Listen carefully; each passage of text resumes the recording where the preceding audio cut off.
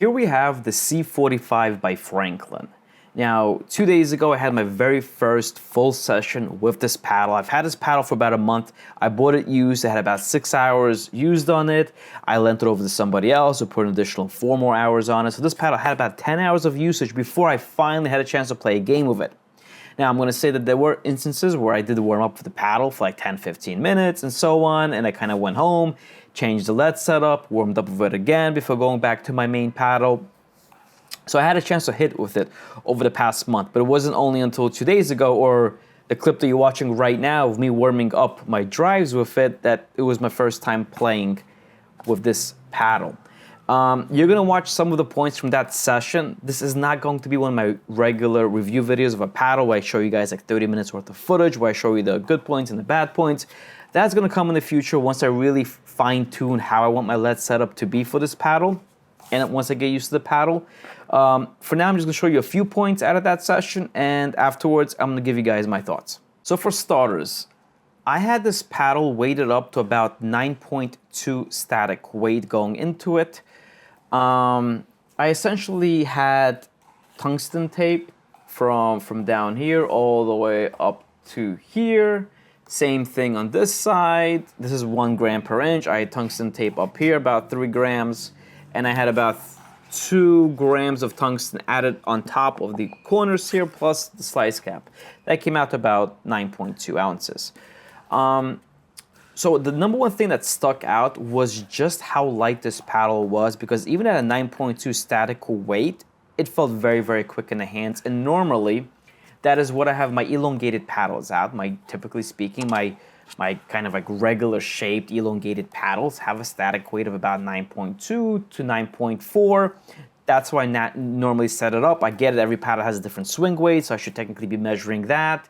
But, well, I don't have that device to measure swing weight. Plus, if they're usually this shape, that tends to be an okay metric for me to use, just static weight.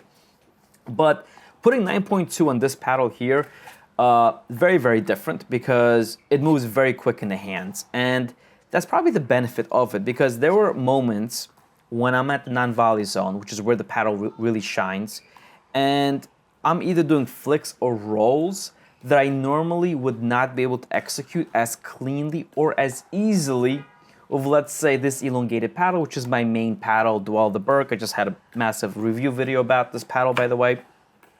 I would not be able to flick or roll some of my shots as I can with this Franklin, simply because of how easy it moves at the net. Which is cool, because that gives you an avenue to have these creative little shots. And as you might be watching some of these clips here, you can see that, you know, it is getting the better of my opponents on some of these counters.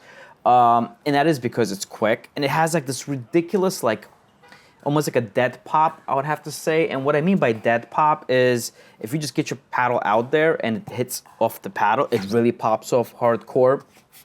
It doesn't have this enormous countering pop where if you give yourself, if you actually counter and you're swinging at that counter, I wouldn't say it's that powerful there, right? That's where, normally speaking, my main paddle is going to shine and absolutely destroy the C45 in terms of how strong that countering is occurring.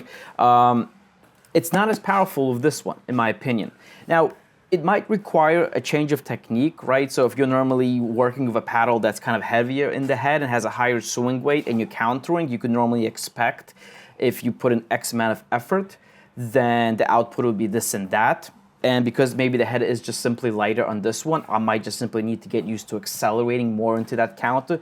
So that is something to keep in mind, because I felt that even though my hands were quick, I was not getting that much penetration. And I felt that if my opponents were quicker in some situations, they can kind of punish me back. Because sure, I'm on top of this ball, I'm getting to it quicker, but I'm not exactly putting as much pace on that ball as I normally would be of, let's say, my main paddle. What was interesting, though, was just how powerful it was for overheads or just balls above the shoulder here. I almost felt like there was like mod-like power in terms of this ball. First of all, I barely put an effort, and just a little flick above my head, and the ball just catapults off this paddle.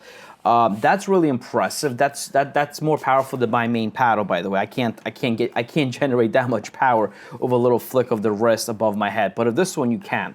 So if you really like that from the Joola mods, or even the gearboxes, where any ball above your head You can easily put it away. Well, the Franklin definitely gives you that for those shots. So it's really good for kind of flicking the ball. Where I wasn't a big fan of the paddle, and that's where it would make me think otherwise about using it, was on the serves and the drives.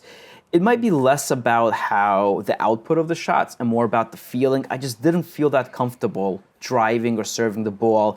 It's almost like I just didn't feel the ball that well. And even then, as I'm pretty much heading through the shot, it could be because I'm not used to this hybrid shape or the fact that the swing weight is little, but I just wouldn't be a fan of the fact that the way the ball was coming off the paddle. It's really hard to explain, but it just wasn't penetrating through as I normally like it on a typical elongated paddle. Now, like obviously, if you're playing a hybrid, if you're a hybrid, paddle player, and you're not big into serving big or driving big, it might not matter to me, but to me it did. I would say resets are in a weird place because, like I said, it has this like really big dead pop on it, right? Where if you just put your paddle out, which kind of sucks because if you're trying to reset the ball, normally you are having a bit more of a, you're not going to be resetting the ball and using your arm that much or your wrist, right?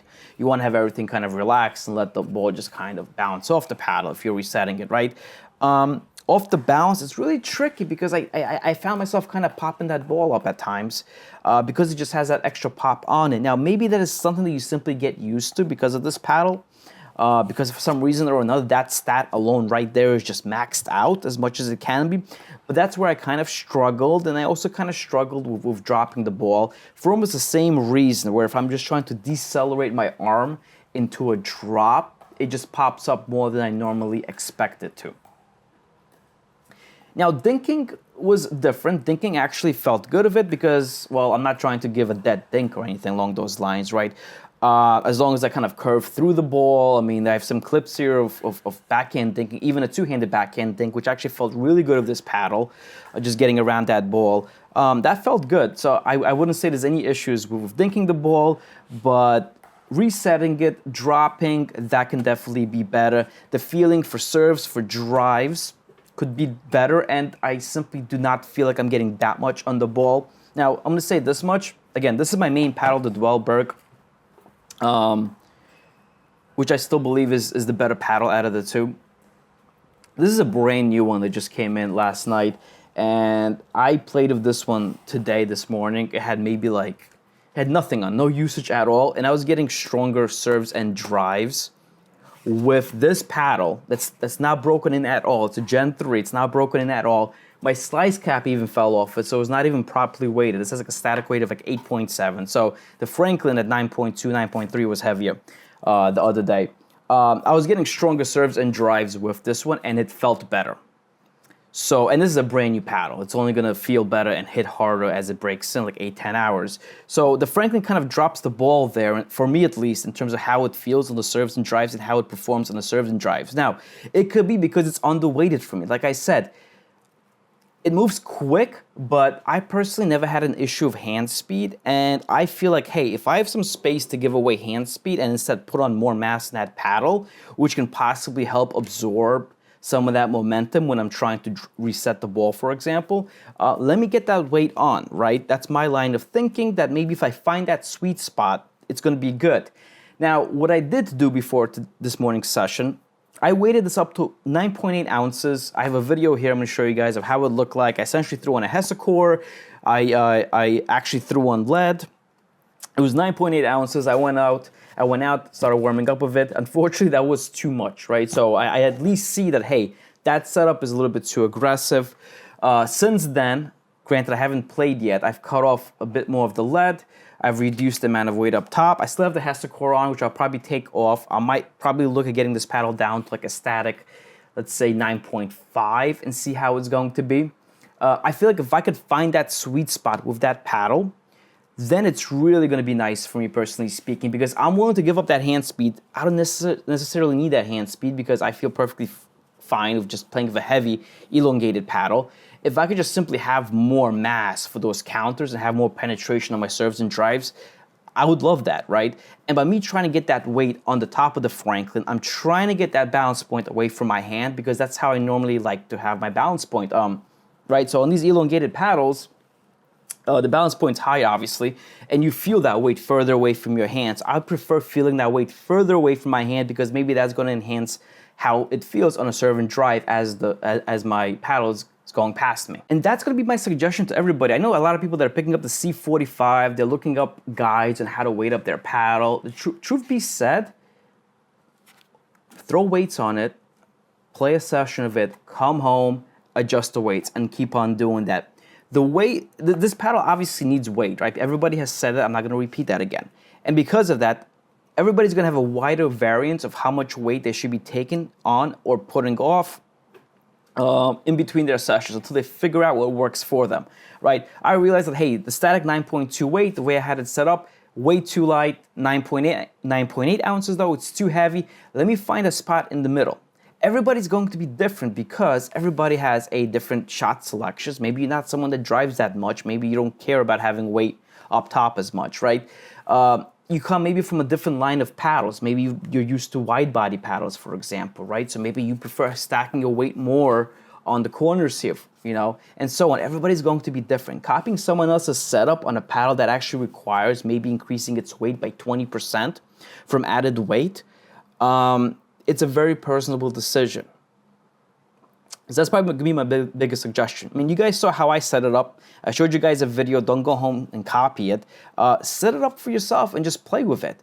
If you go out there and you're like, wow, my hands are still so quick, guess what? Throw in a little bit more weight. Go out there and play again. See what happens. Only once you get to the point where you're like, A, my wrist hurts, and B, I'm not able to roll the ball. I'm not able to flick anymore. Then you take a little bit off, right? That's how you should go. First go a little bit too much and then start taking off. And don't just like hit a few shots and be like, my wrist's gonna start to hurt or this feels a little slow. Everybody acclimates, right? Obviously within a specific range. If it's just a tiny bit heavier, guess what? Probably after 1 hour, you're gonna acclimate to that. Now, if it's maybe a full deviation heavier than what you're normally accustomed to, okay, I'm willing to argue that, all right, you know, you probably would need weeks, if not a month or two, to really get used to that weight. But anyhow, throw on weight, throw on even more weight than you expected yourself to put on it, and then work backwards from there. And that's how I really feel this paddle is going to open up because it's great at the net. It just needs more penetration across the board. Some reviewers out there have said that, hey, you know, it's not a power paddle. Some of them put it as like an all-quart paddle. Some of them say, you know, like, oh, it's just a tiny bit above the carbon foam. So a lot of people have the opinion that it's not a really big power paddle. I see where they're coming from. Granted, not so much in those overheads. The overhead's absolutely insane in it. But if you properly get mass, get lead, tungsten, whatever you want to call it, on this paddle, I think then it's really going to open it up. You have to just simply find that sweet spot for you in terms of how much weight should be added to the paddle. Now, with all that being said, I'm going to continue working on that to just figure this out for you guys and for myself. And probably in the next weeks or so, I will have a more dedicated video of actually like 30 minutes of footage. With this paddle, you're going to see my serves, my drives, my drops, my resets, overheads, volleys, everything you guys want to be seeing. It's all going to be in that video. So if you're not subscribed, make sure you subscribe. If you have any questions for me, leave them in the comments below. If you enjoyed this video, just throw me a like. Other than that, thank you guys so much for watching, and I'll see you guys out there.